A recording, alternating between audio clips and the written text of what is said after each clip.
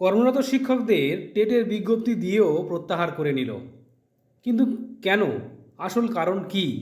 তাহলে কি কর্মরত শিক্ষকদের আর টেট পরীক্ষা দিতে হবে না?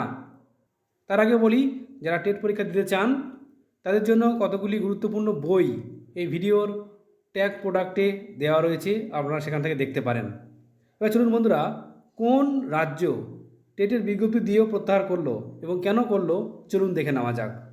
এই দেখুন বন্ধুরা, জম্মু কাশ্মীর রাজ্য যারা বিজ্ঞপ্তি দিয়েছিল 23/2/2026 তারিখে, এবং সেখানে পরিষ্কার বলা হয়েছিল designation of Jammu and Kashmir board of school education state school standard authority as nodal agency for conducting teachers eligibility test, যেটা নেওয়ার জন্য বলা হয়েছিল এবং বিজ্ঞপ্তিও দেওয়া হয়েছিল।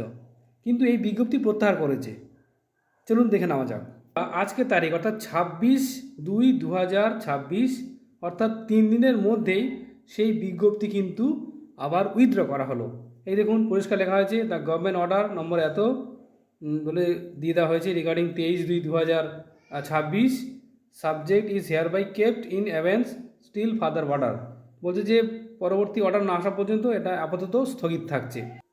যেটা কারণ সেটা আপনারা জানেন যে কিছুদিন আগে কেন্দ্রীয় শিক্ষামন্ত্রী ধর্মেন্দ্র প্রধান তিনি পরিষ্কারভাবে জানিয়েছেন যে শিক্ষকদের, কর্মরত শিক্ষকদের টেট নিয়ে কিছু একটা ভাবা হচ্ছে, যাতে তার টেট দিতে না হয় সে ব্যবস্থা তারা করবেন। এবং তার পরিপ্রেক্ষিতে আপনারা দেখেছেন যে ওয়েস্ট বেঙ্গল সরকার তারাও কিন্তু একটা গুরুত্বপূর্ণ নোটিফিকেশান দিয়েছে, যেখানে শিক্ষকদের একাডেমিক যে পরিবর্তন বা আপডেট করার নোটিফিকেশান দেওয়া হয়েছে। আপাতত মনে করা হচ্ছে যে যেহেতু এই গুরুত্বপূর্ণ নির্দেশ দেওয়া হয়েছে বা আশ্বাস দেওয়া হয়েছে, যার ফলে কিন্তু আপাতত টেট নেওয়া হচ্ছে না। অলরেডি তামিলনাড়ু, হরিয়ানা, তারপরে ওড়িশা রাজ্য কিন্তু এরকম বিজ্ঞপ্তি দিয়েছে এবং পরীক্ষা অলরেডি অনেক স্টেট নিয়ে নিয়েছে।